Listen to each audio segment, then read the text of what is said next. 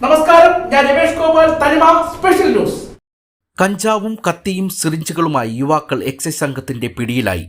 കോട്ടൂർ വടക്കരികം നാറാണത്ത് കിഴക്കങ്കര പുത്തൻ വീട്ടിൽ 23 വയസ്സുള്ള അച്ചു, പൂവച്ചൽ കുഴയ്ക്കാട് ശാസ്താംകോണം മകേഷ് ഭവനിൽ 34 വയസ്സുള്ള മകേഷ്, പൂവച്ചൽ ആലമുക്ക് കുഴയ്ക്കാട് നെടുങ്കാല പുത്തൻ വീട്ടിൽ 23 വയസ്സുള്ള ശരത് എന്നിവരെ നെയ്യാറ്റിങ്കര എക്സൈസ് സർക്കിൾ ഇൻസ്പെക്ടർ അജയ്കുമാറിന്റെ നേതൃത്വത്തിലാണ് സാഹസികമായി പിടികൂടിയത്.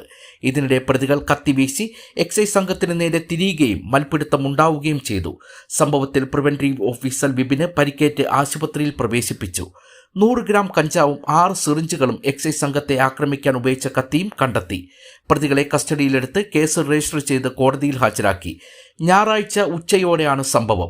രഹസ്യവിവരത്തെ തുടർന്ന് നിരീക്ഷണത്തിനൊടുവിൽ കാട്ടാക്കട 5 തെങ്ങിൻമൂട് ഭാഗത്ത് വച്ച് എക്സൈസ് സംഘം പ്രതികളെ തടഞ്ഞുവെങ്കിലും ഇവർ രക്ഷപ്പെട്ട് നക്രാഞ്ചിറ ഭാഗത്തെത്തുകയും ഇവിടെ വച്ച് എക്സൈസ് സംഘം അതിസാഹസികമായി മൂവർ സംഘത്തെ പിടികൂടുകയുമായിരുന്നു. തടഞ്ഞു നിർത്തിയതോടെ പ്രതികൾ എക്സൈസ് സംഘത്തെ ആക്രമിച്ചു.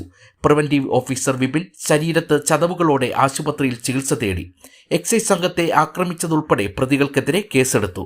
സ്കൂൾ കോളേജ് കേന്ദ്രീകരിച്ച് MDMA ഉൾപ്പെടെ വിതരണം ചെയ്യുന്ന സംഘത്തിലെ കണ്ണികളാണ് പ്രതികളെന്നും ഇവർക്ക് പിന്നിൽ വൻ മാഫിയ തന്നെ ഉണ്ടെന്നും സർക്കിൾ ഇൻസ്പെക്ടർ അജയ്കുമാർ പറഞ്ഞു. ഇവർക്കായുള്ള അന്വേഷണവും ആരംഭിച്ചിട്ടുണ്ട്. Assistant excise grade inspector Jayachandran, preventive officer Vipin, CU Suresh Kumar, Shindo Ebra, Binu എന്നിവരാണ് പ്രതികളെ പിടികൂടിയത്.